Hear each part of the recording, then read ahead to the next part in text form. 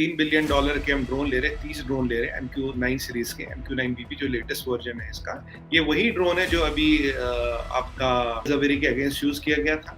इसका पुराना version MQ-9 Qasim Sulemani के अगेंस्ट यूज किया गया था, जो पीछे अटैक हुआ था। वर्ल्ड का बेस्ट ड्रोन, पर उनको और इनका मुकाबला नहीं है, दुनिया का नंबर 1 ड्रोन है। इंडियन फायर पावर देखें, इंडियन फायर पावर में बहुत बड़ा एडिशन है। अब हम अपना नजर ही नहीं रख सकते, अब हम अटैक भी। हेलफायर मिसाइल्स बहुत एडवांस मिसाइल्स हैं जो ड्रोन्स में लगाए जाते हैं। पाकिस्तान ने शायद कुछ चाइना से ड्रोन लिए थे और तहरीक तालिबान वालों पे चलाए थे, तो दोनों मिसाइल फटे नहीं। जितना चाइना का खिलौना रिलायबल होता है उतने उनके ड्रोन रिलायबल है। ईरानी जनरल कासिम सुलेमानी और अल-कायदा चीफ अल-जवाहिरी को मार गिराने वाला अमेरिका का MQ-9B प्रेडेटर ड्रोन जल्दी ही भारत आएगा। LAC के साथ हिंद महासागर में सतर्कता बढ़ाने के लिए भारत $3 अरब के 30 प्रेडेटर ड्रोन खरीदने जा रहा है। ये जनरल एटॉमिक्स द्वारा निर्मित रिमोट संचालित ड्रोन है। ये ड्रोन करीब 35 घंटे तक हवा में रह सकता है। 4 हेलफायर मिसाइल और करीब 450 किलोग्राम बम ले जा सकता है। दुनिया का सबसे अत्याधुनिक ड्रोन भारत को मिलने से पड़ोसी मुल्कों की नींद उड़ने वाली है। ड्रैगन हो या पाक, सबकी निगाहें भारत अमेरिका की इस डील पर है कि इंडिया US के साथ तकरीबन $3 बिलियन की डील कर रहा है ड्रोन्स में। ये सब क्या है और आप लोग मतलब ये सब इतना ज्यादा क्यों ले रहे हैं? हाँ, ये आज खबर पब्लिक हुई है, जबकि इस खबर पे काफी दिनों काफी महीनों से बात चल रही थी। करीब $3 बिलियन के हम ड्रोन ले रहे हैं, 30 ड्रोन ले रहे हैं MQ-9 सीरीज के। MQ-9BB जो लेटेस्ट वर्जन है इसका, आर्म ड्रोन है। दो तरह का होता है, आर्म्ड और अनआर्म्ड। ये आर्म ड्रोन है। ये वही ड्रोन है जो अभी आपका अमन अल-ज़वेरी के अगेंस्ट यूज किया गया था। इसका पुराना वर्जन MQ-9 कासिम सुलेमानी के अगेंस्ट यूज किया गया था, जो पीछे अटैक हुआ था।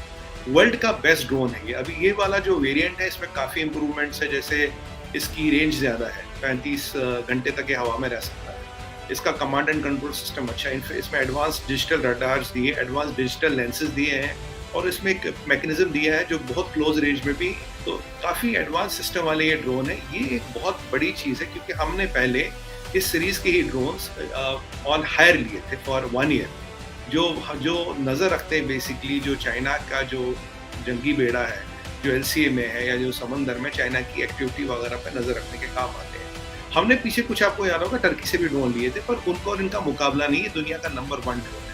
हमने इजराइल से भी ड्रोन लिए। ये एक जनरल एटॉमिक्स करके कंपनी है US गवर्नमेंट की, और जहाँ तक मुझे पता है, और इसका CEO भी एक इंडियन ही है, अरविंद लाल है, डॉक्टर अरविंद लाल है जो इसके CEO है। और ये गवर्नमेंट टू गवर्नमेंट डील है, ये कोई मतलब प्राइवेट पार्टी किसी से नहीं ले रही, गवर्नमेंट अमेरिकन गवर्नमेंट से डायरेक्ट बात कर रहा है। और इससे एक बहुत बड़ी चीज होगी, क्योंकि अगर आप इंडियन फायर पावर देखें, इंडियन फायर पावर में बहुत बड़ा एडिशन है।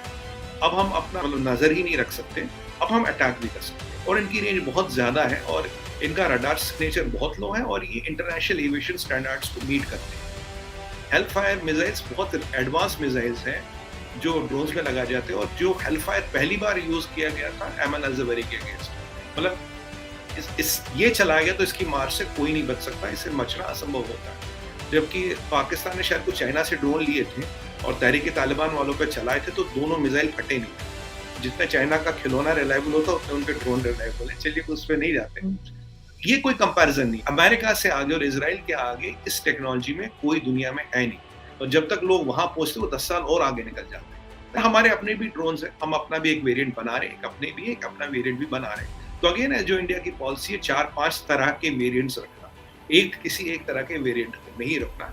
ये बेसिकली इस चीज को लेकर ब्रह्मोस की बात करें तो ब्रह्मोस का कोई तोड़ है नहीं, इस श्रेणी में नंबर 1 है। और अब तो एडवांस वर्जन भी आ गए ब्रह्मोस के।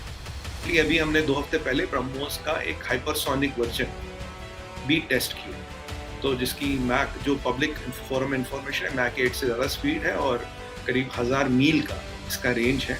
तो हाइपरसोनिक मिसाइल, और इसके 5 फॉर्म, लैंड, सी, सबमरीन, सारे वेरिएंट बन रहे हैं। तो हम भी हाइपरसोनिक मिसाइल की कैटेगरी में ऑलमोस्ट खड़े हैं। और आरजू जी, अभी तो अटैक हेलीकॉप्टर्स की भी बात होगी। अटैक हेलीकॉप्टर्स हमें रशिया को पीछे देने थे, पर दे नहीं पाए सैंक्शंस वंक्शन के कारण, वो अमेरिका जाएंगे। और भी बहुत मिसाइल सिस्टम्स वगैरह की बात हो रही है, डिफेंस सिस्टम्स की बात हो रही है। अभी S-400 की दूसरी बैटरी आ गई है, लद्दाख में लग गई है। पंजाब में तो पहले लग गई थी, लद्दाख में लग गई, S-400 भी आ रहा है। तो इंडिया कॉन्स्टेंटली अपना आर्सनल और आर्मरी अपग्रेड कर रहा है।